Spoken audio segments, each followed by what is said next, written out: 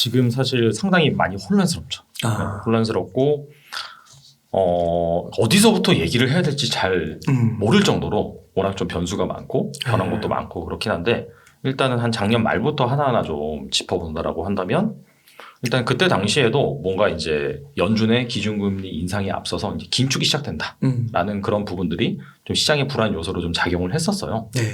그리고 그에 앞서서 뭐 공급망 병목 현상 이걸로 인해서 뭐 물가 상승이라든지 인플레이션 그러면서 원자재 가격도 좀 많이 올랐었죠. 근데 그러다가 약간 좀 잠잠해지나 했더니 갑자기 이제 러시아와 우크라이나의 지정학적인 리스크 이것들이 이제 터지면서 원자재 가격이라든지 그 다음에 곡물 가격 상승을 더 많이 야기시켰고 네.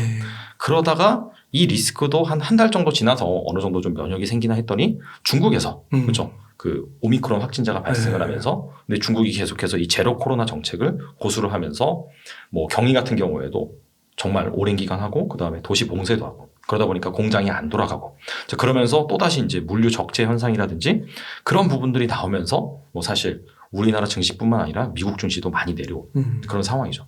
그래서 사실 좀 많이 혼란스럽다. 여기에서 중요한 거는 이러한 상황에서 연준이 어떻게 할 것이냐 시장 친화적으로 나갈 것이냐 아니면은 마이웨이를 갈 것이냐라는 측면에서 봤을 때는 지금 같은 경우에는 물가를 잡는다라는 인플레이션 파이터적인 측면이 매우 강해요. 그러다 보니까 좀 양쪽으로 좀 두드러 맞는 그런 상황이다. 그래서 약간 좀 많이 혼란스럽다라고 이제 보시면 될 것 같아요. 거의 그 FOMC가 한 일주일 정도 남았잖아요. 그렇죠. 네. 그럼 그때 이제 그 말씀하신 대로 그 물가를 잡기 위해서 하는 게 금리 인상이라고 봐야 될 텐데 거의 뭐 빅스텝 0.5 정도는 뭐 기정사실로 봐야 되겠네요. 일단 0.5 같은 경우에는 시장이 예전부터 예상은 하고 있었던 것 같아요. 근데 이제 그 최근에 이제 연준 위원들이 나와서 계속해서 매파적인 발언을 하잖아요. 근데 단순히 이번에 0.5%를 올린다라고 해서 시장이 충격을 받았다라기보다도 원래는 이제 그 4월 달에 발표된 그런 소비자 물가 지수, 생산자 물가 지수가 발표가 되면서 이 인플레 압력 피크 아웃 아니야라는 얘기가 잠깐 나왔었거든요. 아, 오히려 고점 찍고 내려간다고요? 그렇죠. 이제 그러면서 그때 약간 시장이 좀 긍정적으로 돌아서나라고 생각을 했는데 근데 그 다음에 계속해서 연준 위원들에서 나오는 발언 얘기를 들어보니까 아니다. 이게 약간 지정학적인 리스크, 뭐 중국이라든지 그런 이슈 때문에 인플레가 장기화될 수 있다라고 하면서 시장이 더 과민하게 반응을 한 거고 또 최근에 되게 외파적인 발언을 하신 분이 계세요. 그분께서 0.75도 올려야 된다. 그런 얘기도 나왔죠. 그리고 원래 중립금리라고 해서 그게 원래는 한 2.5% 정도였어요. 그게 이제 그 미국의 기준금리를 반영하는 그런 지표라고 보시면 되거든요. 근데 이거를 한 3%, 3.5%까지 올려야 된다. 그런 얘기가 최근에 나오다 보니까 더 많이 반응을 했다. 그래서 사실 5월에서 0.5% 올리는 거는 시장에서 이미 좀 반응을 하고 알고 있고 내성이 생겼는데 그 이후에 나왔던 그런 뭐 강경한 발언들 그런 것들 때문에 시장이 추가적으로 하락했다라고 보시면 될 것 같아요. 그러니까 진짜 그 나스닥이 거의 4% 가까이 그 지수가 폭락을 했었잖아요. 저 깜짝 놀랐어요, 저거. 제가 잘못 봤나 했어요. 저도 다음날 일어나서 봤는데. 그러니까 그럴 일이 별로 없나 봐요, 과거에. 과거에 그럴 일이 별로 없었죠, 사실. 그러니까 보통 이제 뭔가 좀 강한 조정장 이런 것들이 오면은 한 3% 정도? 그 정도 하락하는, 그 정도가 일반적인데 이게 하루에 한 4% 정도 하락한 거는 좀 보기 드문 케이스라고 볼 수 있고, 뭐 미국 증시가 뭐 한 100년의 역사 같은 경우에는 제가 거기까지는 세세히 다 살펴보지 못해서 하지만 한 2010년부터 한 2021년, 2022년 그때까지 두고 본다라고 한다면 MDD 기준 고점에서 이제 한 얼마 정도 빠지냐라는 관점에서 본다면은 한 10% 빠지는 케이스도 1년에 그렇게 자주 나타나지 않거든요. 한두 번 정도. 아, 고점에서 지수가 10% 그쵸. 빠지는 게요? 그게 한 1년에 한두 번 정도? 그 정도 나왔었고, 그렇구나. 그 다음에 뭐 아시다시피 뭐 코로나라든지, 그 다음에 2018년에 미중 무역 분쟁, 그 다음에 한 2011년 미국 신용등급 강등 위기. 이제 그럴 때가 이제 한 20%에서 한 30%까지 빠졌었죠, 사실. 근데 그런 것들이 딱 한 20%네요. 지금이 한 20% 정도 나왔죠. 그러니까 S&P 500 기준으로는 10% 조금 넘게 빠졌고, 나스닥 기준으로는 20% 넘게 빠진 거죠.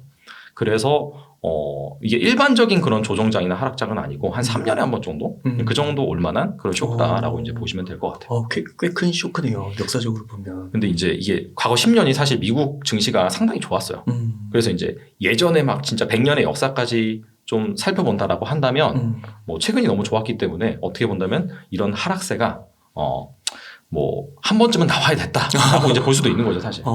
그러니까 나스닥이 그 2010년 이래로 그 그래프를 보니까 6배인가 600% 넘게 올랐더라고요. 엄청 올랐죠, 맞아요. 네. 그러니까 거기서 사실 이번 되게 위기라고는 하지만 그때부터 보니까 요만큼 떨어졌더라고요. 그래프적으로 봤을 때는. 네네. 근데 그런 측면에서 본다고 하면 그 20% 정도 빠졌어도 이게 되게 어렵고 무섭고 공포가 좀 이렇게 존재하는 시장이지만 어떻게 보면은 또 조금씩은 매수를 해도 괜찮은 시점이라고도 볼 수도 있겠네요.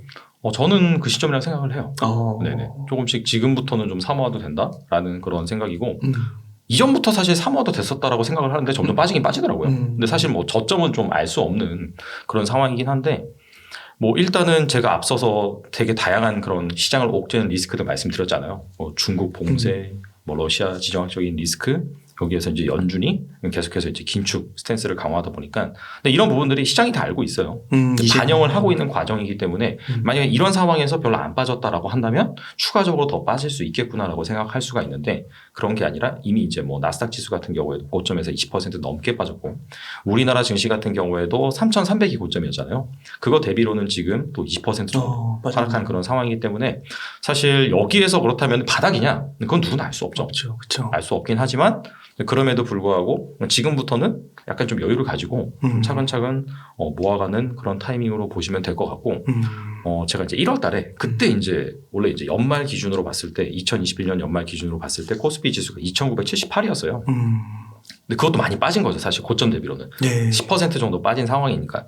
근데 그러다가 1월 달에 갑작스럽게 이제 긴축 우려 뭐 이런 게 터지면서 정말 빠르게 하락했거든요. 한 달 만에 지수가 한 10% 넘게 하락했어요.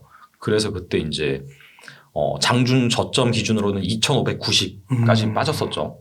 근데 이제 그 전날에 제 지인으로부터 이제 전화가 온 거예요. 별로 이제 평소에는 주식에 별로 관심이 없어요. 투자는 하다 말다. 물론 이제 성과는 별로 안 좋았었던 그런 지인이고 와서 그 전날이 아마 코스피 지수가 한 3% 정도 그 정도 빠졌던 그런 상황이어서 2,600을 깨냐 마냐 막 이런 상황이었거든요. 전화가 와가지고 뭐 주식시장 왜 그러냐. 그래서 뭐 지금 뭐 사도 되냐? 이렇게 물어보는데 결국에는 내 생각은 아니다. 그러니까 자기는 딱 보면 2,200까지 빠질 것 같다는 거예요. 10%더 빠져야 되네요. 그래서 저한테 이제 전화가 와가지고 사도 되냐 물어보는데 자기 생각 2,200까지 빠질 것 같다. 왜 전화하는지 모르겠는데 저는 이제 지금은 살 타이밍이다 얘기를 했거든요. 그때 당시에는.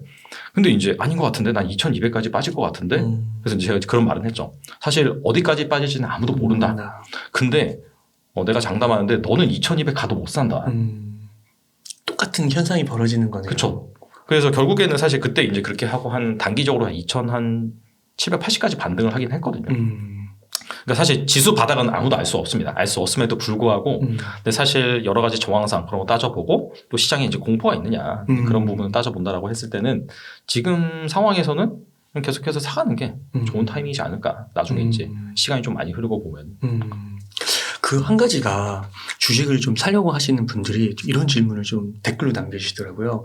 그 경기가 내년 초에 네네. 좀 좋을 수도 있고 안 좋을 수가 있고 그래서 금리를 인상하는 게 이렇게 초기에 이렇게 금리를 인상하는 거는 뭔가 경기에 대한 자신감이 있어서 그 금리를 인상하는 신호로 봐서 네. 지금은 사도 되는 타이밍인 것 같긴 한데 이게 경기가 안 좋아질 거라는 예상이니 이제 올해 말이나 내년 초에 나오니까 이거 지금 사면 안 되는 거 아닌가. 그 경기를 좀 전체적으로 봐서 좀 그런 우려를 좀 나타내더라고요. 그래서 경기는 좀 어떻게 예상을 하세요? 그러니까 이게 약간 좀 그 난이도가 높은 그런 문제인 것 같아요. 요즘 시장이 왜 그러냐면은 그 주식 시장의 4개라고 아시죠? 봄, 여름, 가을, 겨울이라고 해서 봄은 이제 금융 장세라고 유동성 장세라고 해서 사실 경기가 안 좋은 상황에서 막 그런 연준이라든지 돈을 엄청 푸는 거예요. 기준금리 낮춰주고. 그렇다면은 사실 실적이 안 나오는 상황에서 유동성 효과로 막 올라갑니다. 근데 그러다가 그런 효과가 끝나고 이제 슬슬 풀었던 돈을 좀 회수를 하고 그 다음에 금리를 좀 정상화시키는 그런 단계죠. 근데 그때 정도 됐으면은 이미 그 연준이나 시장에서 살아났다. 이제 경제가 좋아질 것 같으니 그런 액션을 취하는 거거든요. 그래서 이제 금리를 막 올리고 그럽니다. 근데 그러면 이제 그때부터가 실적 장세라고 해서 실적이 좋아지면서 오르는 장세고 그 다음부터 이제 뭐 역금융 장세, 역실적 장세하면서 빠지는 게 일반적이에요. 일반적인 케이스인데 이번 같은 경우에는 좀 다르긴 해요. 왜냐하면은 사실 그 경기 하방 압력이 코로나라는 뭐 전대미문의 그런 팬데믹을 통해서 갑작스럽게 왔잖아요. 그래서 갑작스럽게 어마어마한 돈을 풀었어요. 기준금리 확 낮추고. 그래서 V자 반등을 해버렸죠. 그러니까 사실 원래는 한 어느 정도 기간이 지나고 그런 절차들이 나온 다음에 반등을 하는 게 과거의 일반적인 케이스였는데 이번에는 확 빠지는 것도 훅 빠지고 반등도 엄청 빨리 나왔어요. 그러다 보니까 약간 부작용들이 나오기 시작하죠. 대표적으로 이제 인플레이션인데 뭐 그런 부분들이 좀 가중화되고 있는 상황에서 갑자기 지정학적인 리스크가 터져버렸어요. 이런 상황이다 보니까 사실 연준에서 같은 경우에는 경제 지표만 보면 올릴만 해요. 왜냐면은 두 가지 축이 있잖아요. 인플레이션. 뭐 한국은행 같은 경우에는 물가 안정이 최우선의 목표긴 한데 더불어서 약간 좀 이 경제 이걸 이제 정상적으로 잘 굴러가게 만드는 게 연준, 뭐 중앙은행의 역할이긴 한데 인플레적인 측면이 있고 그 다음에 경기적인 측면이 있어요. 근데 이 두 개의 관계는 약간 반대돼요. 그렇죠. 인플레를 잡으려고 해서 막 긴축하고 올리고 그러면 경제가 침체될 수가 있어요. 그렇죠. 그렇기 때문에 이 두 가지를 조율을 하면서 잘 올리는 그런 케이스이긴 한데 최근에 이제 미국의 경제 지표 나온 거 보면은 고용이 너무 좋아요. 실업률 최저고 4, 50년 만에 이렇게 실업률이 낮은 경우는 없었다. 거의 이런 말 완전 나오거든요. 고용 그렇죠. 가까운 그런 상황이 나오고 네. 그 다음에 경제 지표도 보시면은 뭐 물론 이건 과거치긴 한데 그렇게 나쁘진 않아요. 약간 뭐 제조업 지수, 소비 관련 그렇구나. 지수 같은 경우에도 약간 꺾이는 듯 하다가 그러다가 다시 또 예상치를 상회하고 그런 부분들이 좀 나타나고 있거든요. 그러니까 연준이 이 정도 올려도 돼 라고 해서 강력하게 지금 나오는 그런 패턴이긴 해요. 그래도 어느 정도는 자신감이 있는 거네요. 자신감이 있긴 있는데 근데 이제 시장에서는 그걸 우려하는 거죠. 이렇게 연준이 인플레이션을 잡기 위해서 이렇게 너무 강력하게 긴축 정책을 피다 보면은 경기가 원래는 이 기준금리로 올리는 상황에서 전반적으로 경기가 이렇게 상승을 해야 되는데 요번에 올린 기준금리 같은 경우에도 과거와는 차원이 다르잖아요. 예전에 이제 한 2015년 12월 그때 이제 올리고 나서 2016년에도 한 번 올리고 그때 다 0.25%씩 올렸어요. 그 다음에 2017년, 2018년 그때 이제 4번씩 올리면서 한 장작 4년에 걸쳐서 한 8차례에서 9차례 인상을 했단 말이에요. 근데 이번에 완전 다르죠. 이번에 3월달에 한번 올리고 5월달에 0.5% 올리고 뭐 6월달에 0.75% 올리고 1년 안에 한 6차례에서 7차례 올리는데 바로 그냥 2%, 뭐 2.5%, 3%까지 올려버리겠다. 그러니까 원래는 이렇게 금리가 살살살살 올리면서 경제도 같이 약간 좀 그런 충격을 받아들이면서 완충제 역할을 하면서 같이 이렇게 살아나야 되는데 이렇게 올리고 이렇게. 근데 그 이유가 이미 이제 과거에 이 팬데믹을 위해서 약간 좀 기이한 현상이었다는 거죠. 너무 안 좋아졌다가 너무 확 좋아지다 보니까 인플레이션이라는 그런 리스크가 나타났고 이게 너무 높다 보니까 이거 그냥 살살살살 올려서는 단기간에 못 잡아요. 근데 경제를 보니까 감내할 수 있을 것 같아. 고용도 좋고. 그러니까 야 아예 확 올려버리자 라고 이제 나오는 거죠. 그래서 예전에 좀 길었던 실적 장세 사이클이 이번에는 단기간에 확 짧아질 수도 있다라는 우려가 지금 시장에 자리 잡고 있는 거고 그러다 보니까 사실 경기가 원래는 금리 인상하는 구간에 이게 같이 이렇게 좀 회복이 돼야 되는데 이렇게 되는 거 아니냐? 라고 이제 생각을 하는 거죠. 그걸 무서워해서 두려워해서 지금 시장에서 선반영해서 빠지고 있는 거고 최근에 이제 미국 기업들 실적 발표 나오잖아요. 잘 나오고 있어요, 지금. 지금 물론 이제 S&P 500 지수 해당되는 기업들이 많은 기업들이 실적 발표를 다 하진 않았지만은 거의 한 어닝 서프라이즈 비율이 한 7, 80% 된다라고 해요. 대단해요. 근데 이제 문제는 뭐냐면은 얘네들은 미국 기업들은 이제 실적 발표한 다음에 향후 가이던스를 제시를 해요. 근데 다 그런 건 아니지만은 뭐 지정학적인 리스크, 뭐 그다음에 중국의 그러한 뭐 봉쇄로 인한 약간 생산 문제 이런 것 때문에 불확실하다 이런 말이 나오는 거예요 지금. 오히려. 그러니까 이제 주가 빠지는 거죠. 선반영하니까. 그렇죠. 빠지는 거죠. 그래서 이런 상황인데 연준에서 지금 인플레이를 잡기 위해서 저렇게 올린다고? 라고 하니까 시장에서 이제 무서워서 빼는 거죠. 주식 어렵네요. 그래서 이제 다시 이제 본론으로 돌아오면은 내년에 이제 뭐 경기가 침체된다 뭐 만다 해서 지금 주식을 사도 되냐? 결론은 지금 시장에서 다 반영하고 있다. 이미 그걸 반영하고 있다. 이미 지금 원래는 이제 금리 인상 사이클에 사실 경기가 좀 회복되고 주가도 좋아지는 그런 측면이 일반적인 그 교과서에 나왔던 건데 이거 같은 경우에는 다른 여러 가지 변수가 있다 보니까 이렇게 하다 확 꺾여버리지 않을까라는 그런 불안감이 이미 지금 주가에 반영되고 있다라고 보시면 될 것 같아요. 그래서 4%씩 빠진 걸 수도 있고. 그렇죠. 네. 그렇구나. 그 혹시 그 장단기 금리차 있잖아요. 네네. 그거를 저도 이번에 이제 그 말이 하도 많이 나와가지고 네네네. 신문에서도 나오고 그래서 한번 들어가 봤어요. 그 네. 세인트 루이스 맞아요. 네. 거기에 이렇게 스프레드로 잘 나와 있더라고요. 네네. 이렇게 격차가. 근데 진짜로 그 마이너스 구간이 없다가 딱 있더라고요. 그것 때문에 또 좀 우려가 있는 것 같은데 그런 건 좀 어떻게 해석해야 되나요? 근데 그게 이제 그 통계적으로 봤을 때 그게 역전이 한번 발생하고 나서 6개월에서 18개월 후에는 경기 침체가 나왔다라는 게 이제 통계적인 팩트거든요. 그럼 내년은 초네요. 근데 이제 웃긴 게 뭐냐면은 그게 약간 그 네. 인디언 기후제 같은 거예요. 왜냐면은 경기는 항상 호황과 침체를 반복을 하잖아요. 네. 그게 이제 보통 봤을 때 한 4년에서 5년 사이클이에요. 근데 이거 6개월에서 18개월 후면 침체가 나온대요.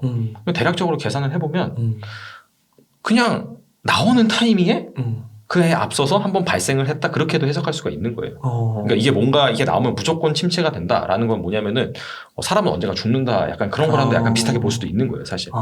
그리고 이제 그 질적인 측면을 좀 따져봤을 때는 원래 이제 그 역전 현상이 발생을 했을 때는 일반적으로 이제 10년물 미국 국채 10년물이랑 2년물 이 두 가지를 비교를 하거든요. 물론 이제 3개월 정도 비교하는 경우도 있고 여러 가지 있긴 하지만 일반적으로 이 두 가지를 비교를 하는데 질적인 측면에서 봤을 때는 10년물 그게 이제 약간 인플레이션이라든지 경기 그런 것들을 나타내요.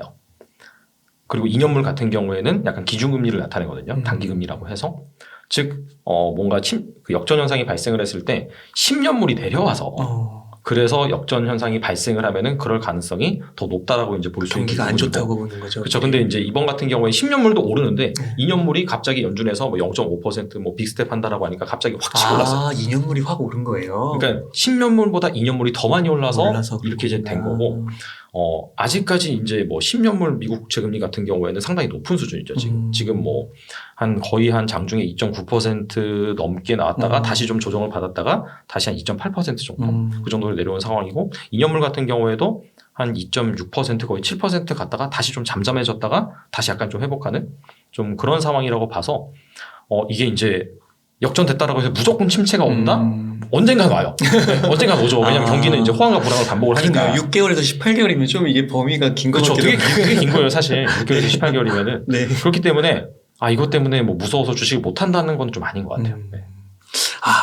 그래서 이런 상황에서 좀 주식이 어렵고 좀 복잡한 것 같긴 한데 거시 변수들도 많고요. 그러니까 요는 그러니까 주식을 만약 산다고 하면 또 이렇게 개인의 판단에 의해서 적절하다고 하면 또 진짜 몰빵하는 게 아니라 분할로 좀 접근을 해가지고 매수를 하면 뭐 어느 정도 뭐 최악의 상황도 대비할 수 있는 거고 올라가면 또 좋은 거고 그렇게 될 수가 있겠네요. 그래서 저는 그냥 딱 그 말이 맞는 것 같아요. 남들이 무서워하고 좀 공포스러워할 때 그때 그래요. 이제 사야지. 그래야지 뭔가 시장을 좀 이기는 그런 성과를 낼 수가 있지.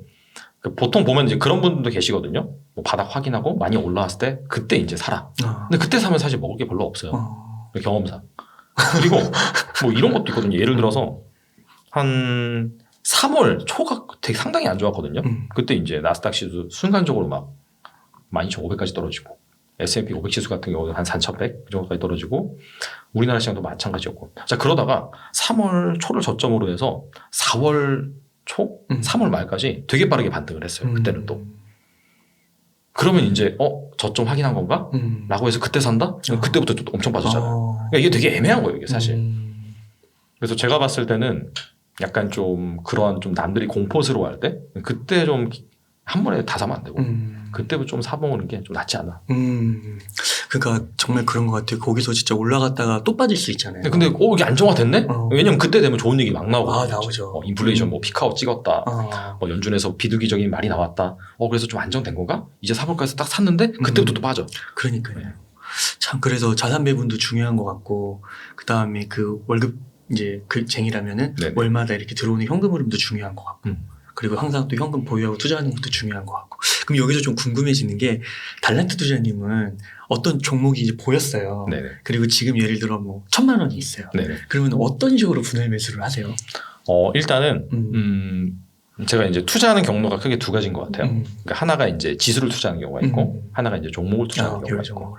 그래서 이제 지수를 투자한다라고 했을 때는 어느 정도 이제 제 예상 밴드를 정해놓긴 하죠. 이를테면 올해 이러이러한 경제 변수로 인해서 코스피 지수가 내 생각에는 뭐 예를 들어서 올라가기 힘들고 한 박스권 안에 있을 것 같다라고 한다면 그 밴드를 기준으로 해서 뭐 이를테면 역사적으로 코스피 지수 밴드를 보면 PBR 한 1배 정도만 싼 구간이었거든요. 그 정도 온다라고 한다면 뭐 산다든지 그리고 사고 나서 내가 이제 생각한 그 밴드 안에 상당 정도의 위치를 해 있다라고 한다면 그때 이제 또 판다든지.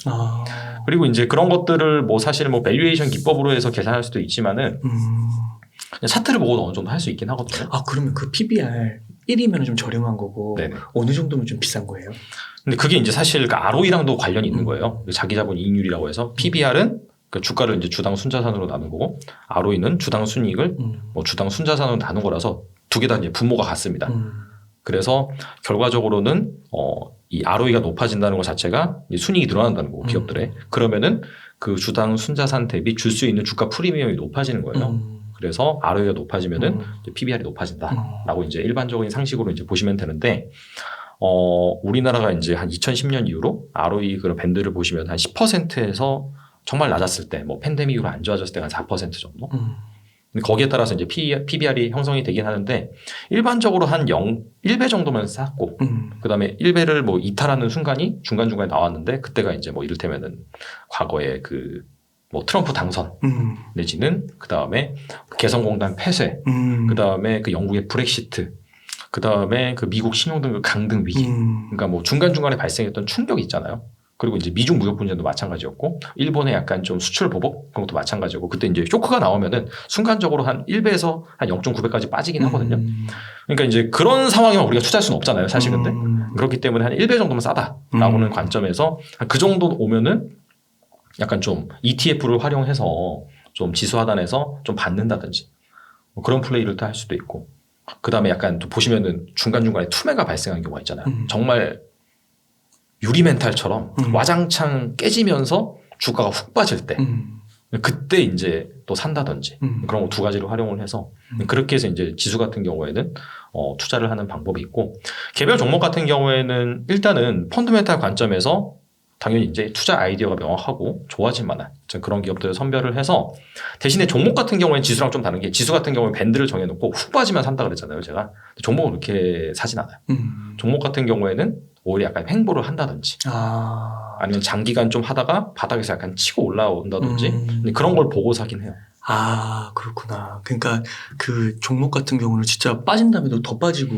그러니까 종목은 사실 좀 그런 것 같아요. 그러니까 지수 같은 경우에는 어차피 그 밸류에이션 그 밴드가 있어가지고 물론 이제 그 악재가 있었겠죠. 엄청난 악재가 있어서 순간적으로 빠지긴 하나 그런 부분들이 어느 정도 불확실성이 해소되고 하면은 좀 회귀하는 그런 모습을 보이거든요. 근데 종목 같은 경우에 워낙 케이스 바이 케이스예요. 저 너무 공감이 되는 게, 종목은 진짜 한번 빠졌다가 너무 기는 경우가 너무 많아서 맞아요. 잘못 사면 너무 오래 기다려야 되는 경우도 있는 것 같더라고요. 그렇죠. 그래서 사실 그 끝에 좀 머리 들었을 때 오히려 조금 비싸게 주고 사는 게 나은 것 같기도 하고요. 그러니까 어느 정도 바닥을 확인하고 산다라는 표현을 하는데, 사실 뭐 그러고 나서 또 더 빠질 수도 있긴 하거든요. 그렇죠. 근데 그럼에도 불구하고 계속해서 뭔가 빠지는 그런 종목을 사는 것보다는 제 경험상 봤을 때는 그게 좀 안전하더라고요. 오히려 그렇게. 그래서 지수와 개별 종목을 크게 이렇게 두 가지로 분류하고 접근법이 이렇게 좀 다를 수 있다. 네. 그러면은 그 달란트 투자님 요즘에 좀 이렇게 눈여겨보는 섹터 혹시 있으세요? 뭐 섹터? 종목까지는 어려우시더라도. 네. 일단은 제가 이제 연초에 이제 좋다라고 생각했었던 게 조선 건설. 그 다음에 약간 성장주 관점에서는 자동차인데 자동차 뭐 2차 전지 이런 거보다는 약간 좀 전장, 부품, 반도체, 차량용 반도체 뭐 이런 쪽이긴 했어요. 근데 이제 조선주 같은 경우에는 좀 최근에 많이 올랐었고, 건설 같은 경우에는 약간 좀 차별화되는 모습이 나오는 것 같긴 해요. 일단 그 대형 건설사들 같은 경우에는 올랐다가 지금 좀 조정을 받았고, 대신에 이제 건자재 쪽에서는 앞단에 골조제를 만드는 시멘트라든지 그다음에 거푸집 그런 쪽은 지금 주가가 괜찮죠, 상당히. 저평가 구간이에요. 많이 올랐어요. 많이 올랐어요. 그렇긴 한데, 제 생각에는 건자재 쪽은 괜찮은 것 같아요. 앞으로도. 재건축이나 뭐. 그렇죠. 그런 이슈가 있고, 그 다음에 뭐 기본적으로 한 2018년 저점을 찍고 2019년부터 분양 물량이 계속해서 늘었어요. 그러니까 올해도 한 최소한 40만 호 정도, 그 정도는 이제 분양이 나올 것 같은데, 그럼 무조건 건자재가 들어가야 되거든요. 인플레이션도 많이 됐잖아요. 그렇죠. 그래서 이제 건자재 값이 엄청 올랐어요. 그 부분 때문에 지금 대형 건설사들이 약간 좀 소외가 되고 있죠. 그런 원가 뭐 부담 이런 것 때문에. 그래서 건자재 같은 경우에는 제 생각에 많이 오르긴 했지만은 좀 더 갈 수 있다라고 생각을 하고, 뭐 조선 같은 경우에는 뭐 굳이 말씀 안 드려도 워낙 지금 상황이 좋은 상황이라서 뭐 아시다시피 작년에 뭐 상당히 수주 목표를 초과 달성을 했고 이런 상황에서 지금 지정학적인 리스크가 발생을 하는 그런 상황이 오다 보니까 뭐 아시다시피 유럽이 러시아로부터 이 육로 운송을 통해서 천연가스를 수입을 했는데 이제는 그거 이제 안 한다. 잠정적으로 계속해서 뭐 이렇게 중단을 하겠다, 줄여 나가겠다 밝힌 그런 상황이기 때문에 그 배로 옮겨야 되거든요. 그렇게 된다면은 아무래도 이제 LNG선 발주에 좀 수주에 강점을 가지고 있는 우리나라 조선사들이 좀 혜택을 받을 가능성이 높아지겠죠. 그런 관점에서 뭐 조선사들 추가적으로 뭐 LNG선 관련해서 이 본행제를 납품하는 그런 기업들이 있어요. 뭐 한국카본이라든지 뭐 아무튼 그와 관련된 밸류체인 같은 경우에는 좀 중장기적으로 괜찮지 않을까라고 이제 생각을 하고 그 다음에 약간 조금 좀 길게 볼만한 그런 아이템 같은 경우에는 뭐 자동차 쪽인데 우리나라 같은 경우에는 뭐 약간 뭐 소프트웨어 그런 파워보다는 하드웨어 파워가 좀 강한 것 같아요.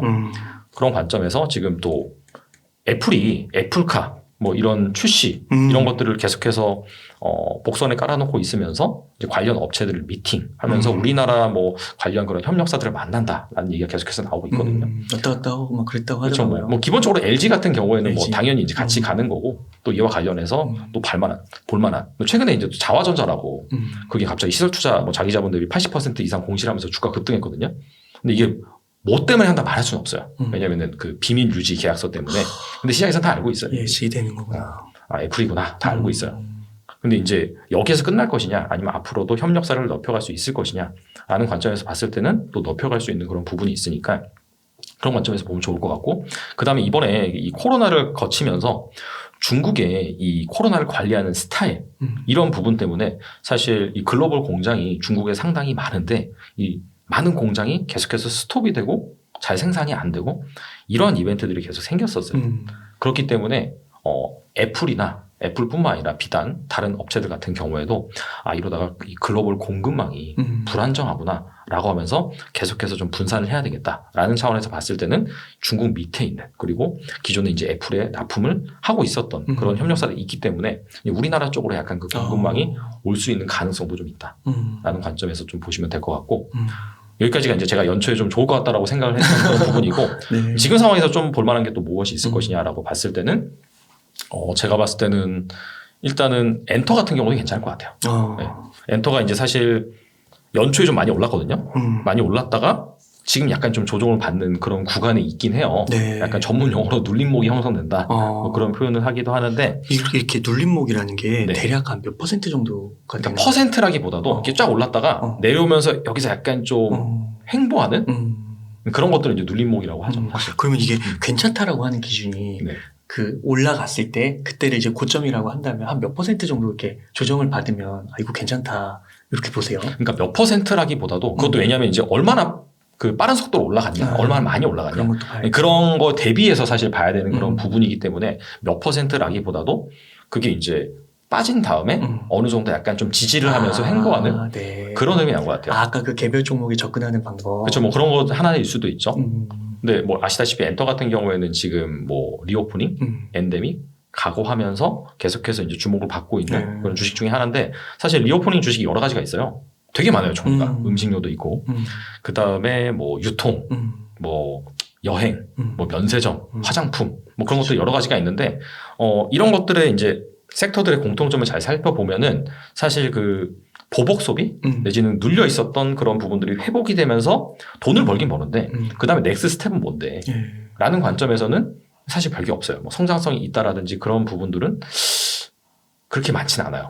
근데 이제 엔터 같은 경우에는 계속해서 성장성이 있는 그런 분야 중에 하나니까 아무래도 이제 뭐 공연 같은 거, 그 다음에 뭐 가수들 뭐 이렇게 컴백하는 것도 사실 적극적으로 하지 못했거든요. 근데 이런 부분이 있다라고 한다면 아무래도 공연도 좀 월드 투어 좀 적극적으로 하면서 그런 부분들이 원래 매출 공백이 있었는데 회복이 되면서 좀 중장기적으로 볼만하지 않을까 또 이제 생각을 합니다. 아, 그렇군요. 이게 보니까 그 아까 말씀해주신 조선 같은 경우 많은 분들이 관심을 많이 갖는 것 같긴 한데 이게 경기 순환을 좀 많이 탄다고 굉장히 어려운 주식 투자라고 하더라고요. 이 분야가. 네네. 그렇죠. 그래서 맞아요. 공부가 좀 많이 필요하다고. 그래서 이렇게 말씀해 주시는 것들 너무 이렇게 바로바로 하지 마시고 꼭 한번 공부하시고 접근을 해보시면 너무 좋지 않을까. 지금 좀 많이 올라가지고 약간 좀 빠지긴 했거든요. 근데 이제 변동성 되게 커요. 그죠. 그래서 이제 딱 보시면은 그 밴드가 보이거든요. 차트상의 밴드가 보이기 때문에 뭔가 고점에서 산다라기보다도 약간 좀 조정을 받았을 때 그럴 때 이제 좀 뭐 긍정적으로 검토하는 그런 지혜가 필요하죠. 그래서 좀 뭐 사라는 게 아니라 이렇게 참고해 주시면 좋을 것 같고, 말씀하신 대로 그 또 어떤 전문가분도 그 LG전자를 되게 좋게 보시고, LG전자가 그 텐베거 종목의 하나로 또 이렇게 언급하시기도 하시더라고요. 네네. 그래서 지금 시가총액이 20조인데 뭐 한 삼성의 절반 한 200조까지는 갈 수 있지 않겠냐, 뭐 그런 얘기도 해주시고, 이런 것들을 바로바로 이렇게 맞다 이렇게 해가지고 확신을 갖고 하지 마시고 한번 데이터 찾아보시고 진짜인지 한번 확인해 보시면 너무 좋을 것 같습니다. 네네. 근데 또 달란트 투자님이 네네. 또 이 배당주 책 써주셨잖아요. 그렇죠. 배당주를 또 언급해 주셔야 되잖아요. 배당주도 좋은 거 좀 한두 개 좀 언급해 주세요. 지금 일단 배당주가 상당히 좋아요. 주가 흐름이 좋아요. 네. 왜냐하면 이제 배당주가 전반적으로 필수 소비재, 금융 이런 쪽이 많거든요. 네. 아시다시피 최근에 이제 뭐 긴축한다 그러니까 성장주보다는 좀 밸류에이션이 저렴한 뭐 PR이 낮은 그런 쪽으로 쏠리다 보니까 그런 주식들이 또 필수 소비재 금융주고 그 다음에 그런 또 이 주식들이 배당을 또 많이 줘요. 그러다 보니까 좀 주가 하락의 안전판 역할을 하는 그런 관점에서 좀 매수세가 몰리고 있는 그런 상황인데 일단은 개별 기업을 제가 이제 뭐 말씀드리기 좀 애매할 것 같아요. 왜냐하면 그 기업의 뭔가 상황이 바뀔 수도 있고 그런 부분이기 때문에 대신에 리츠 같은 경우에는 좀 괜찮은 것 같아요. 네. 뭐 이렇게 제가 편하게 말씀드리기 리츠 많이 오르잖아요. 많이 올랐어요. 네. 많이 올랐는데 제가 이제 편하게 말씀드리기에는 리츠는 좀 괜찮을 것 같고 일단 리츠가 뭐 우리나라 리츠도 있고 해외 리츠도 있습니다. 근데 우리나라는 리츠가 그렇게 많지 않아요. 한 20개 정도? 그 정도 있고 대신에 이제 미국 시장에 상장되어 있는 리츠 같은 경우에 한 200개가 좀 넘어요. 그래서 이제 리츠별로 본다라고 한다면 섹터가 되게 여러 가지로 구분이 되고 있거든요. 뭐 데이터 센터 리츠도 있고 물류 리츠도 있고 주거, 오피스, 호텔, 심지어 뭐 팀버 리츠도 있어요. 이게 뭐냐면 산을 가지고 있는 다음에 목재를 파는 거예요. 그리고 뭐 레크레이션 할 수 있는 뭐 그런 공간을 빌려주고 낚시할 수 있는 공간을 빌려준다든지 그런 리츠도 있고 한데 뭐 리츠라고 해서 뭐 부동산 경기 꺾이는데 뭐 그런 거 아니야? 지금 많이 올랐는데 근데 사실 섹터별로 제가 말씀드린 그런 유형별로 워낙 다양하기 때문에 뭐 오히려 이제 최근 한 5년간 놓고 본다라고 하면 인프라 리츠가 이제 주로 통신 시설 그런 거 임대해 주는 것이거든요. 그런 쪽이랑 물류센터, 데이터 센터 이쪽은 엄청 많이 올랐어요. 성장주처럼. 왜냐면 그쪽 업황이 좋다 보니까 그래서 약간 좀 그런 업황별로 접근을 하신다. 그런 차원에서 뭐 이렇게 하나의 부동산으로 묶어서 안 좋다라고 보기엔 좀 애매한 것 같고 약간 좀 리오프닝 그런 관점이잖아요. 그래서 약간 좀 오피스가 아니라 약간 호텔 쪽, 뭐 그런 쪽 레저 관련된 그런 리츠 같은 경우에는 지금 상황에서도 좋을 수가 있죠. 지금 많이 안 올랐어요. 그런 분야는. 리츠는 전반적으로 다 올랐어요. 아까 제가 말씀드린 게 배당주가 상당히 좋다 그랬잖아요. 주가 흐름이 그런 부분 때문에. 근데 이제 배당주를 물어보시니까 배당주에 대해서 말씀드릴 수가 있는 건데 일단 기본적으로 이제 배당주 같은 경우에는 그렇다고 해서 야 그러면 뭐 테슬라처럼 이렇게 오르는 거 아니야? 절대 그렇지 않습니다. 한 기본적으로 이 배당주에 투자하신다라고 한다면 한 10% 정도 기대 수익률 그 정도로 생각하시고 배당 포함해서 그러니까 왜냐하면은 지수보다 장기적으로 이 연평균 수익률이 주가 상승률 차원에서 좋을 수는 없거든요. 당연히 왜냐하면은 지수 같은 경우에는 성장주 그 다음에 뭐 가치주 배당주 다 짬뽕이 돼서 가는 그런 거기 때문에 그래서 배당주 같은 경우에는 좀 그런 거를 감안을 하시고 좀 투자하시는 게 좋을 것 같고 뭐 우리나라에서 좀 본다라고 한다면 롯데리츠 같은 거 그 이제 롯데리츠가 전반적으로 이제 아시다시피 그런 뭐 쇼핑몰 뭐 호텔 그런 거 가지고 있는 거잖아요. 리오프닝 관련해서는 좀 좋아질 수 있는 부분이 있기 때문에 뭐 그런 것도 괜찮은 것 같고 그 다음에 약간 중장기적으로 본다라고 한다면 SK그룹의 비전을 좀 믿는다라고 한다면 SK리츠도 괜찮은 것 같아요. 이것도 많이 오르긴 했어요. SK 2위 됐더라고요. 현대를 역전했더라고요. 거기 로드맵을 보니까 지금은 사실 뭐 SK 서린빌딩 약간 그냥 오피스 정도이긴 한데 중장기적인 로드맵을 보니까 뭐 물류센터도 하고 데이터 센터도 나중에 편입을 시킬 것이다. 왜냐하면은 이제 여기에서 나오는 말이 허황된 건 아닌 게 어차피 그런 포트폴리오를 다 가지고 있어요. SK 그룹이 뭐 반도체라든지. 그렇죠. 다양하더라고요. 그렇죠. 뭐 원스토어라든지. 그래서 이제 그런 배경으로 어차피 그런 건물을 지어야 될 텐데 그렇다면은 그 리츠로 활용을 해서 이 임대를 주겠죠. 그래서 그런 부분이 있기 때문에 뭐 그런 것도 좀 괜찮은 것 같고 그 다음에 종목이 좀 그렇다라고 한다면 ETF로 투자하고 싶다라고 한다면 타이거 리츠, 부동산 인프라 이게 이제 우리나라에 상장돼 있는 웬만한 리츠 다 들어가 있고 추가적으로 이제 또 뭐 배당주하면 맥쿼리 인프라 관련된 그런 투자 수단이거든요.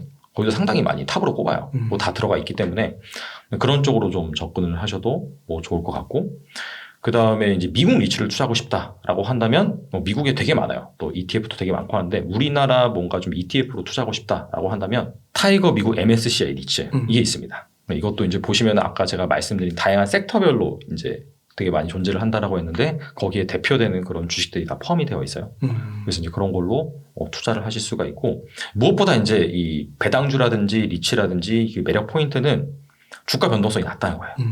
아시다시피 최근에 이제 주가 흐름을 보시면 완전 딴 나라 주식이긴 하거든요. 완전히 막 지수 하락하고 뭐 삼성전자 신저가하고 막 그런 상황에서도 견조하게 계속해서 버티고 최근에는 좀 오르는 그런 흐름이 나타나고 있기 때문에 대신에 이제 이걸 보고 야, 앞으로도 이렇게 오르겠네라고 생각해서 들어가면 안 되겠죠. 배당을 보고 그렇죠. 완전 그러니까 나의 기대 수익률은 변동성이 난 사실 무서워. 뭐 변동성을 감내하고 크게 먹을 수 있는 그런 투자 아니고 난 사실 변동성이 좀 무섭고 조금 먹더라도 안전하게 좀 벌래라고 한다면은 방금 말씀드린 그러한 주식에 투자하시는 게 좋다라고 이제 말씀을 드리고 대신에 이제 약간 난 배당주 투자하고 싶은데 좀 공격적인 기대 수익률을 원한다라고 한다면 이렇게 투자하는 방법도 있어요. 이를테면은 M&A가 발생을 해서 특정 사모펀드가 인수한 기업들 그런 기업들에 투자하는 방법도 있어요. 보통 보면은 사모펀드 같은 경우에는 어차피 이제 그 재무적 투자자 끌고 와서 같이 이제 투자를 하는 거거든요. 레버리지를 쓰는 겁니다. 그렇기 때문에 중간에 이제 돈을 갚아야 되는 이자 비용도 발생을 하고요. 그 다음에 여러 가지 돈을 회수하는 방법 중에 있어서 약간 유유자금 이런 것들을 배당으로 회수하는 그런 부분이 있기 때문에 이제 그런 것들을 본다라고 한다면 사모펀드가 인수를 해서 뭔가 좀 꾸준히 좀 캐시카우가 발생을 하고 돈을 잘 벌 것으로 예상이 되는 뭐 대표적으로 이제 쌍용 C&E를 들 수 있잖아요. 원래 쌍용 양회라는 그런 시멘트 회사였는데 한행코 PF에서 이제 인수를 한 다음에 그 전까지는 역사적으로 배당을 한 적이 한 번도 없어요. 근데 아시다시피 그 시멘트 같은 경우가 막 엄청난 성장 산업은 아니잖아요. 근데 꾸준히 쓰여요. 그래서 잘만 뭐 비용 관리하고 하면은 꾸준히 캐시카우가 되거든요. 그때부터 이제 분기마다 배당을 하기 시작해서 뭐 한때는 배당 수익률이 연간 한 8% 정도까지 가기도 했었고. 그래서 그런 부분이 있기 때문에 뭔가 이제 사모펀드가 인수를 한다라고 한다면 경영 정상화 과정, 그 다음부터 주주 환원 정책이 어떻게 될 것인지 그런 거 부분들 잘 체크를 하시면서 좀 보시면은 뭐 약간 좀 기대 수익률이 높아질 수 있는 배당주에 투자하는 방법 중에 하나다. 지금 말씀해주신 이런 배당주들은 한 5% 이상 뭐 이 정도로 보면 될까요? 그러니까 그게 이제 뭐 그런 리츠 같은 경우에는 그 정도로 보시면 될 것 같아요. 한 4%에서 한 5% 정도. 네. 말씀 중에 이 배당주가 지금 딴 나라 이야기처럼 네네. 되는 경우가 많다고 하셨잖아요. 근데 그러면서 삼성전자는 신저가, 네이버도 신저가 막 이러잖아요. 그렇죠. 네. 삼성전자도 한 말씀 부탁드립니다. 일단은 지금은 제 생각 기회인 것 같아요. 네. 아, 그래요? 네네. 사요? 뭐 사는 거는 뭐 개인의 판단에 알아서 할 65,000원이 깨졌어요. 그 고점 대비 이제 MDD 계산해 보니까 네. 한 32% 정도 되더라고요. 네. 근데 그 2010년 이후로 그 역사적으로 봤을 때 한 30%에서 35% 정도 빠지면 저점이긴 했었어요. 고점 대비 그 정도 빠지면 저점이긴 했었어요. 근데 이거는 뭐 단순히 뭐 그냥 주가만 가지고 얘기하는 부분이라서 뭐 큰 의미는 없을 수가 있는데 그러면 이제 왜 이렇게 빠졌냐 그런 차원에서 좀 살펴본다라고 한다면 최근에 이제 그 삼성전자 관련해서 부정적인 기사가 막 나오죠. 뭐 대표적으로 GOS 논란, 뭔가 약간 좀 발열 이슈 그런 부분 때문에 수율 뭐 이런 거. 그렇죠. 그다음에 파운드리 수율 그런 얘기도 좀 나오고. 근데 이제 이런 것도 물론 이제 하락의 원인이 될 수 있는데 그 전체적인 하락의 원인을 한번 생각해 본다라고 한다면 그게 이제 100이라고 한다면은 방금 말씀드린 그런 요인이 제 생각에 크진 않은 것 같아요. 그래요. 왜 그러냐면은 외국인이 가장 많이 판 주식이 삼성전자죠. 근데 그 이유는 뭐냐면은 삼성전자가 안 좋아서 팔았다라기보다도 그냥 신흥국에서 자금을 뺀다라고 보시면 돼요. 보면 작년 한 약간 본격적으로 그렇게 이제 매도세가 나온 게 헝다그룹 사태. 그때부터 이제 신흥국 쪽 불안해졌죠. 그러면서 그때부터 이제 외국인의 이탈이 나오기 시작했고 올 들어서도 전반적으로 계속해서 팔고 있어요. 근데 이 자금엔 두 가지가 있습니다. 액티브가 있고 패시브가 있죠. 네. 이미 거의 한 10년 전부터 이 패시브 시장이 계속해서 커졌어요. 패시브가 이제 한마디로 지수를 보고 투자하는 그런 쪽이죠. 그리고 이제 아무래도 이제 알고리즘 이런 걸로 투자를 많이 하다 보니까 그게 다 패시브 자금이라고 보시면 될 것 같아요. 근데 이런 것들이 지금 글로벌 그런 매크로 환경이 불확실해지니까. 자동으로 그냥 빠져나가는 거예요. 신흥국에서 계속 파는 거죠, 한마디로. 아시다시피 지금 연준에서 갑자기 뭐 0.5%, 0.75% 계속해서 빅스텝 한다, 긴축한다 라고 하니까 지금 달러같이 계속 오르죠. 작년 한 1년 전만 하더라도 원달러 환율이 거의 1,100원 수준이었어요. 예. 근데 지금 1,260원? 거의 한 1,270원까지? 그때까지 갔잖아요. 그러면 당연히 신흥국에서 자금 이탈이 발생할 수밖에 없어요. 그렇죠. 그러다 보니까 기계적으로 그냥 파는 거라고 보시면 될 것 같아요. 그럼 반대로 지금 이제 높아졌잖아요. 근데 앞으로 뭐 더 오를 수도 있지만 들어와도 괜찮은 거 아니에요? 외국인 입장에서 봤을 때. 그러니까 외국인 입장에서는 뭔가 이제 개별주를 보고 계속해서 이제 판다라기보다도 그냥 신흥국에서 자금을 뺄 때다. 왜냐면은 미국에서 지금 빅스텝 한다 그러지? 그러면은 당연히 달러 가치가 오르니까 그리고 매크로 환경 불안하니까 지금은 그냥 신흥국에서 자금을 빼는 게 맞다라고 해서 계속해서 빼는 거죠. 지금 보시면 달러 인덱스가 103이거든요. 이게 거의 한 코로나 이후로 거의 처음일 거예요. 코로나라든지 2017년 그때 이후로 거의 처음일 거라고 보시면 될 것 같아요. 이게 103이라는 거는 달러 가치가 그만큼 높아졌다는 거죠. 그렇죠. 달러 인덱스 이제 인덱스가 있는데 그게 보통 봤을 때 한 90을 이탈하면 저점이고 그다음에 한 100을 또 넘어서면은 보통 이제 밴드상으로 봤을 때는 좀 고점이라고 보는데 이미 그 상황까지 온 거예요. 그래서 달러 가치가 계속해서 높아지다 보니까 자연스럽게 이제 신흥국에서 자금을 빼는 그게 이제 주로 패시브 자금이다 보니까 그런 현상이 발생하는 거고 삼성전자가 우리나라 주식시장에서 차지하는 비중이 20%가 넘잖아요. 근데 당연히 가장 많이 팔 수밖에 없는 거죠. 그런 차원에서 보시면 될 것 같고 이건 이제 전반적인 그런 자금의 흐름 매크로 관점에서 또 하나 이제 더 볼 게 뭐냐면은 지금 반도체가 다 안 좋아요. 미국 필라델피아 반도체 지수가 있잖아요. 미국에 상장되어 있는 그런 반도체 기업으로 구성한 지수인데 원래 이제 고점이 한 3,000 정도였다가 지금 2,900 정도예요. 그러니까 고점 대비 30%가 넘게 빠진 거죠. 그러니까 3,000에서 네. 2,700. 4,000이에요. 4,000. 4,000. 고점이 4,000이고 그 다음에 한 2,900 정도. 그러니까 대략 한 30%좀 못 미치게 빠진 거죠. 그렇죠. 그래서 그런 것들을 감안을 해봤을 때 그런 섹터 관점에서 좀 불안한 부분이 있고 그 다음에 신흥국 자금 이탈. 제 생각에는 뭐 GOS 논란이나 파운드리 수요 이거보다 이게 더 크다. 이게 이제 크다고 보는 거고 이런 것들 같은 경우에는 영향을 미치긴 미치지만은 제 생각에는 그래서 뭐 삼성전자의 경쟁력이 뭐 완전히 훼손됐다라고 보기에도 상당히 약간 좀 넌센스지 않을까. 그러네요. 그 실제로 이익은 되게 많이 나오잖아요. 그리고 이제 그 뭐 파운드리 수익이 안 나온다. 그러면은 파운드리에서 점점 입지가 좁아지는 거 아니냐. 이제 그게 이제 우려되는 거잖아요. 근데 사실 대처할 만한 기업이 없어요, 지금. 왜냐면은 TSMC가 독보적이긴 하죠. 근데 이제 TSMC는 잘하는데 삼성전자는 못하다. 이게 이제 팩트잖아요. 원래 TSMC는 엄청 잘했어요. 그러니까 삼성전자가 이 TSMC와 격차를 어느 정도 좁힐 수 있느냐가 이제 시장의 관전 포인트였는데, 막상 열어보니까 생각보다 좁힐 가능성이 훨씬 더 낮아졌네? 라고 생각하는 뿐이지, 그렇다고 해서 여기에서 이탈이 발생을 하느냐? 이탈 발생하면 어디로 갈 건데? 그 문제가 생기는 거예요. 왜냐하면 TSMC 같은 경우에는 애플 물량이 거의 30%라고 보시면 돼요. 애플이 가장 큰 고객사이기 때문에 여길 먼저 이렇게 받아줘서 만들어줘야 돼요. 그 뒤에 이제 또 줄 서 있는 그런 다양한 또 고객사들 있잖아요. 뭐 그걸 엔비디아 다 커버할 수가 없는 거군요. 다 못해요. 그러니까 삼성한테 올 수밖에 없거든요. 수율 안 나온다. 뭐 그러면은 그냥 삼성전자 입장에서는 마진이 좀 훼손이 되는 거죠. 근데 어차피 최첨단 공정, 뭐 5나노라든지 뭐 그 정도로 할 수 있는 파운드리는 없어요, 지금. 없으니까. 물론 이제 인텔이 이제 뭐 미국의 그런 반도체 굴기 뭐 이런 것 때문에 그렇죠. 뭐 대대적으로 뭐 해서 한다라고 하는데 그렇다고 해서 뭐 당장 내일 만들 수 있는 것도 아니고 최소한 2024년은 돼야지 이제 뭐 만들 수 있다. 그 정도 돼야지 이제 뭐 3강 구도로 갈 것이냐 말 것이냐 그 문제지. 뭐 지금 상황에서 뭐 그렇다고 해서 삼성전자 일감이 줄어든다? 그거는 사실 말이 안 되니까. 그렇구나. 그러니까 이게 삼성의 좀 내재적 요인보다는 좀 외부의 그런 환경, 아까 말씀해주신 뭐 중국, 러시아 그리고 연준의 긴축, 뭐 대외적인 불확실성, 미국의 입장에서 봤을 때 그런 걸로 인해서 그냥 그 한국의 대표적인 기업 또는 지수 거기서 돈을 빼는 것 때문에 삼성전자 주가가 좀 이렇게 내려가는 걸로 보면은 그럼 역으로 말해서 이제 환율도 좀 올라가고 이런 이제 대외 요소들이 좀 불확실성이 적어진다고 하면 사겠네요. 그럼 매수세 들어올 수 있죠. 환율도 떨어지고 이러면은 굉장히 환에서도 이득을 얻는 거고 주가적으로도 이득을 얻는 거고. 그렇죠. 이제 신흥국을 좀 본격적으로 산다라는 그런 시그널이 나온다라고 하면은 그러면 이제 당연히 반등을 할 수 있는 거고. 그다음에 이제 또 하나 이제 휴먼 인덱스 인간 지표도 좀 보실 필요가 있는데. 저도 이제 유튜브를 하다 보니까 삼성전자 관련된 컨텐츠를 많이 다루기도 하죠. 근데 기억에 나는 게 작년 한 이맘때였던 것 같아요. 제가 이제 그 책 소개 관련 영상을 찍었는데 그 책이 이제 결과적으로는 약간 좀 도발성이 있어요. 뭐냐면은 삼성전자 투자해서 부사될 수 없다. 이런 그게 있어요. 그게 이제 메인 책 제목은 당연히 아니고 네. 그 챕터 중에 있어요. 그러니까 이제 뭐 그런 거죠. 뭐 사실 그 1등 기업이 영원한 1등 기업이 될 수도 없고 10년 전과 지금의 시가총액을 비교해 보면 물론 이제 삼성전자가 1위긴 하지만 나머지 기업들은 많이 바뀌었거든요. 영원한 기업은 없기 때문에 너무 지금 1등 주식에 뭐 몰두하지 말라 약간 그런 얘기예요.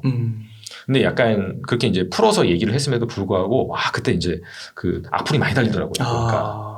근데 그때가 이제 삼성전자가 96,800원 고점을 찍고 한 8만 원 한 초중반 왔다 갔다 하는 그런 상황이었거든요.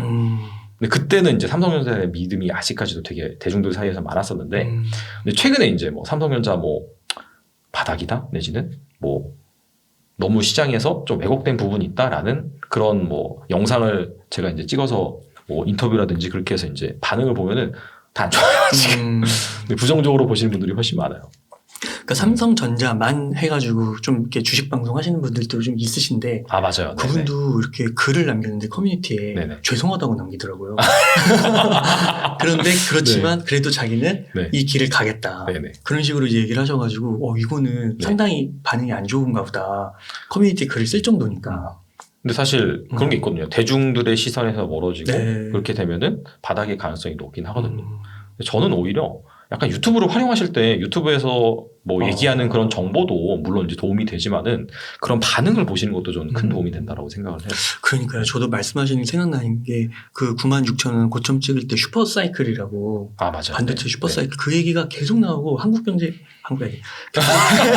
경제신문에 네네. 계속 나오더라고요. 며칠을 네네. 특집으로 막 다루고. 왜 네네. 그러니까 그때 이거 조심해야 되는구나. 그런 걸. 일면을 조심해야 될 것 같아요. 맞아요. 예. 네. 그래서 뭐 그러니까 대중들의 관심이 멀어졌을 때 사실 정말 바닥은 어딘지 아무도 모르죠. 하지만은 싼 건 맞다. 네, 그렇게 볼 수가 있겠죠. 네. 다른 투자님 이렇게 좀 긴 시간 동안 인터뷰 해주셨는데 좀 네이버도 좀 여쭤볼게요. 네이버도 네이버요? 그리고 이어서 좀 카카오까지 어떤 네네. 의견을 갖고 계신지. 일단은 이 방송이 언제 나갈지는 잘 모르겠는데 카카오는 5월 4일 날 실적 발표를 해요. 그걸 좀 보고 결정을 해야 될 것 같아요. 제 생각에. 네이버 같은 경우에도 사실 어느 정도 좀 지지를 하다가 실적 발표가 나오면서 좀 예상치에 하회를 했거든요. 그러는 와중에 또 나스닥 갑자기 4% 빠지고 그리고 지금 보면은 구글 주가 안 좋거든요. 네. 구글도 지금 실적 발표를 했는데 일단 예상치 하회를 했고 그 다음에 뭐 EU라든지 그런 쪽에서 뭔가 이제 플랫폼 내지는 구독 경제 관련돼서 뭔가 제재를 할 것이다라는 그런 얘기도 좀 있어요. 네. 그러면서 전반적으로 뭔가 이 플랫폼 관련된 업체들의 주가가 좀 안 좋아요. 그런 상황에서 이제 어닝 미스도 했으니까 계속해서 지금 주가가 안 좋은 상황인데. 그러니까 플랫폼이 너무 이윤을 독점하는 거죠.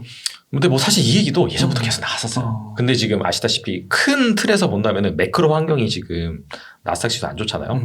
뭐 금리 올리고 그 다음에 성장주도 그간 너무 많이 올랐다라는 그런 부분 때문에 일단 박해요 상당히. 이쪽에 박한데 그런 쪽이 원래 예전에도 나왔었던 이슈인데 이번에 한 번 더 부각이 되고 얘기가 나오니까 더 두드러 맞는 거죠.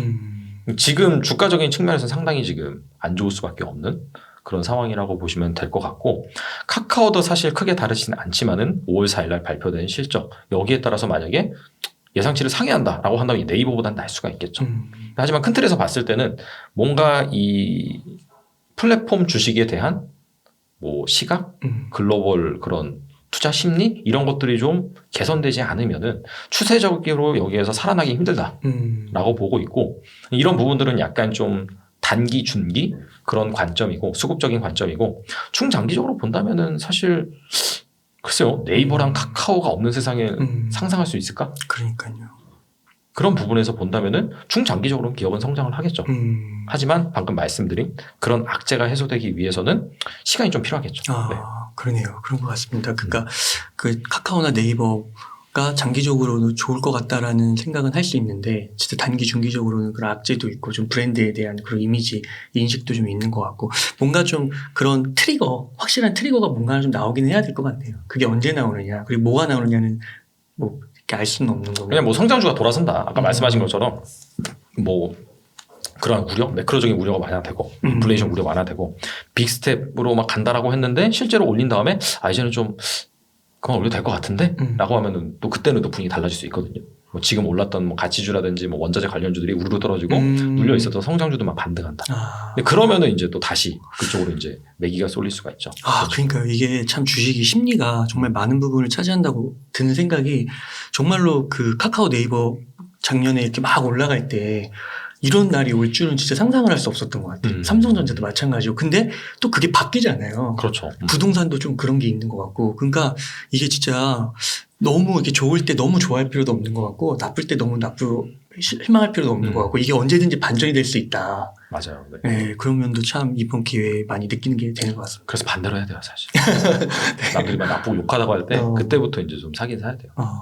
좋다라고 할 때는 좀 줄여야 되는 게 맞는 거고. 아까 말씀해 주신 것처럼 몰빵은 안 되고 분할로. 네, 그렇게. 혹시 그 달투님은 암호화폐도 좀 투자하세요? 암호화폐 투자하고 있어요. 네. 네, 투자 조금 하고 있어요. 조금 하고 있고. 뭐 자산의 한 10%? 10%도 아니에요. 사실. 그렇게. 네, 최근에 안 좋아서 많이 줄었어요. 그리고 원래는 한 10% 미만으로 했는데 더 많이 줄었어요. 암호화폐는 안 좋아져요. 좀 알트도 담으셨나 봐요. 네? 알트도 좀 담고 있고. 네. 대장도 담고 있고. 그러면은 달투님이 보실 때 그 전체적인 자산 포트폴리오에서 뭐 소액 정도는 암호화폐를 좀 가져가도 괜찮다고는 보시나요? 그러니까 이게 이제 뭐 어떤 투자 스타일이냐에 좀 다르긴 한데 자기가 약간 좀 자산 배분하는 스타일이다라고 한다면 약간 좀 담아볼 수도 있죠. 아무래도 좀 그런 관점에서 좀 담아볼 수도 있고, 그 다음에 아예 그냥 그 뭐 인베스터라고 해서 정말 뭐 특정 될 만한 그런 뭐 주식이라든지 투자 자산에 중장기 투자하시는 분들 같은 경우에는 당연히 확신이 있어야 되는 거고. 근데 이제 그 암호화폐 같은 경우가 예전이랑 좀 많이 달라지긴 했어요. 뭐가 달라졌냐면 2017년, 18년까지만 하더라도 개별적으로 움직였는데 2019년을 지나고 2020년에 와서는 이제 약간 좀 나스닥이라든지 그다음에 미국의 러셀 2000 지수, 약간 소형 성장주들 모여 있는 거랑 거의 커플링이 되고 있어요. 약간 주가 흐름이라든지 시세 흐름 자체가. 그게 왜 그러냐면 그 2020년부터 2020년이냐 2019년인가 그때부터 기관 투자자들이 이제 진입을 하기 시작해요. 그러니까 대표적으로 이제 미국의 마이크로 스트레지라고 비트코인 펀드 운영하는 마이클 세일러. 네, 맞아요. 그쪽에서 이제 그분 장난 아니시더라고요. 그냥 막 대출 받아서 비트코인 사시더라고요. 그냥 뭐 CB 이런 거 다 BW 발행해서 투자 자금 모은 다음에 바로 투자를 해요. 물론 이제 그때 대비로 많이 올랐죠 지금 비트코인 같은 경우에. 그래서 이제 기관독이 계속해서 유입이 되고 이미 이제 코인베이스의 이제 계정을 보면 기관 계정이 더 많아요. 그래요? 네.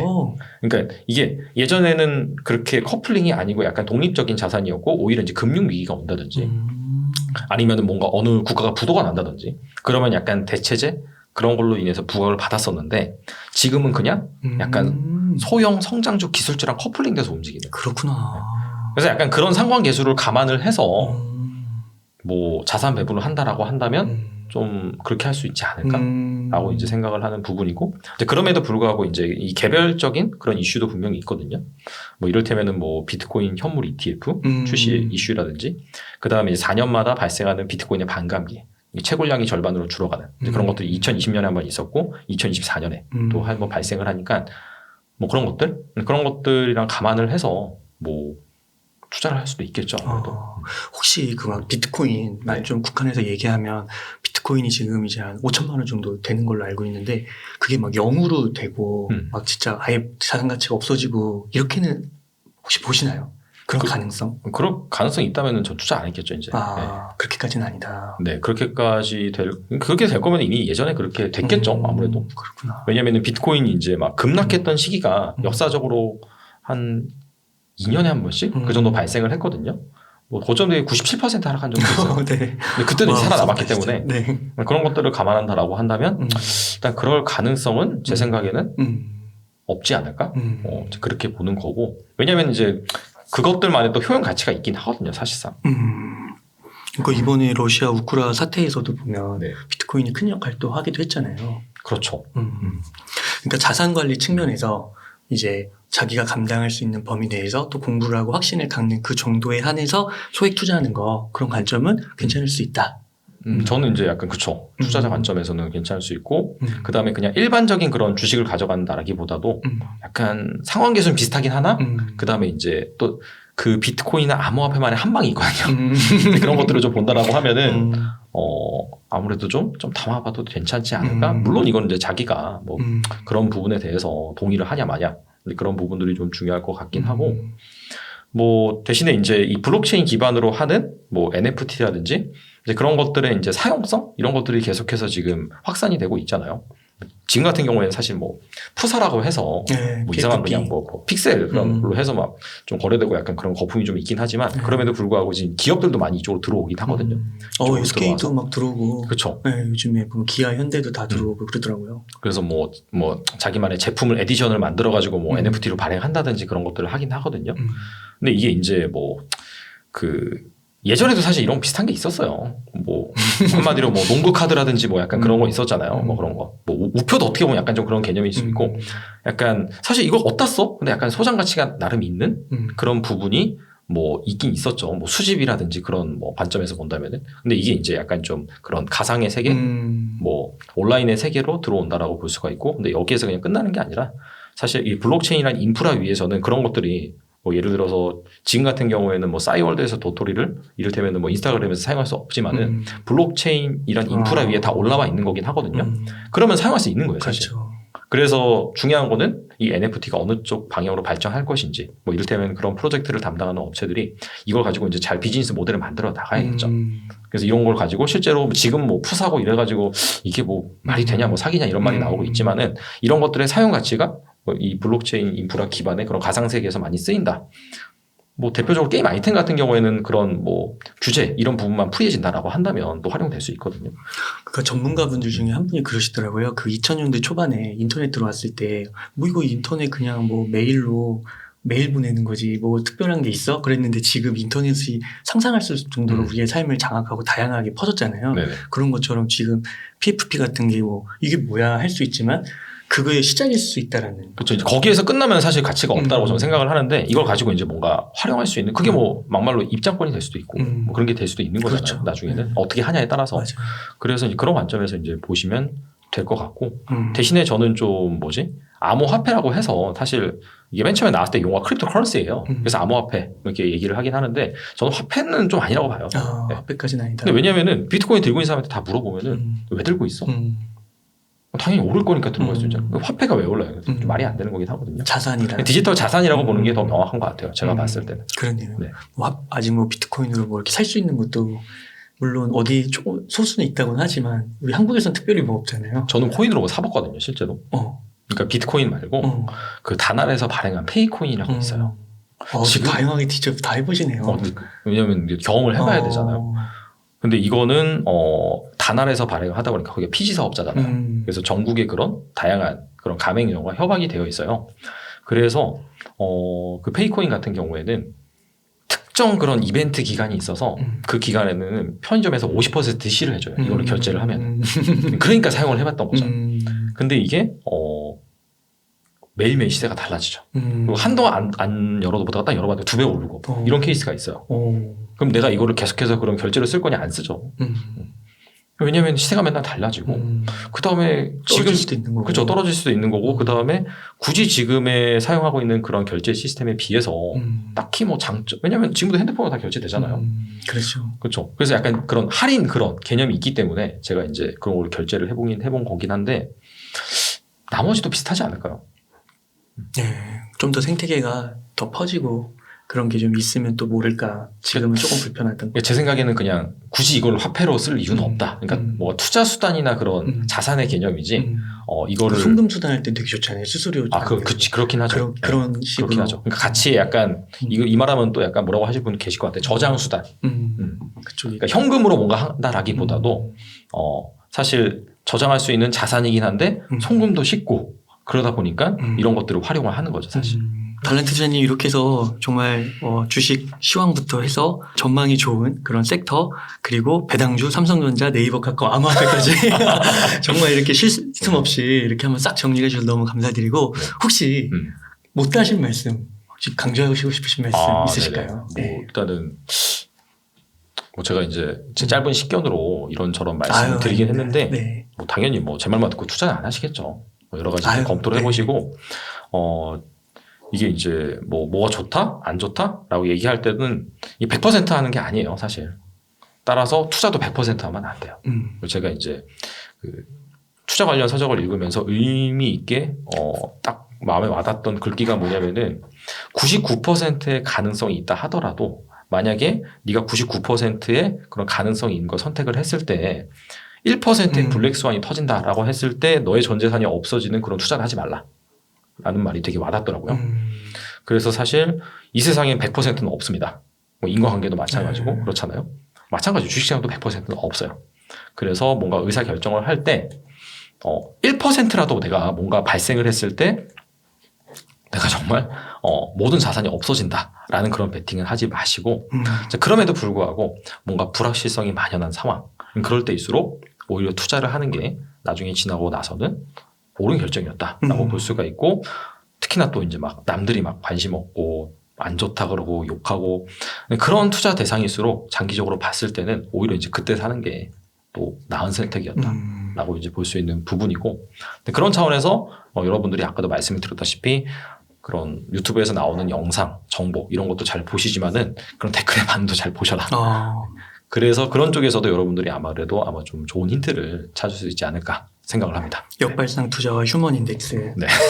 또 말씀해 주신 진짜 그런 것 같은 게 저도 좀 그런 게 이전에는 되게 약간 투자가 몇몇 종목이나 어떤 자산에 되게 몰빵이 돼 있었던 것 같아요. 네네. 근데 점점 이제 이런 변동성을 좀 겪고 힘든 좀 심리적으로 이렇게 좀 흔들리면서 이게 그래서 자산 배분이 필요하고 좀 안정적으로 꾸릴 필요가 있구나 하면서 그 자산 배분을 책에서 봐서 알고는 있었지만 더 깊이 아는 그런 지금 시기가 아닌가 싶습니다. 맞습니다. 네. 달란트 투자님 이렇게 오랜 시간 동안 좋은 말씀 나누셔서 감사드리고 그러면은 제가 마지막 멘트 하고 마치도록 하겠습니다. 이렇게 해서 배당주 투자 무작정 따라하기에 달란트 투자님을 모시고 이야기를 나눠봤습니다. 긴 시간 동안 유익한 인사이트 많이 나누셔서 감사의 말씀드립니다. 오늘 고생 많으셨습니다. 네, 감사합니다.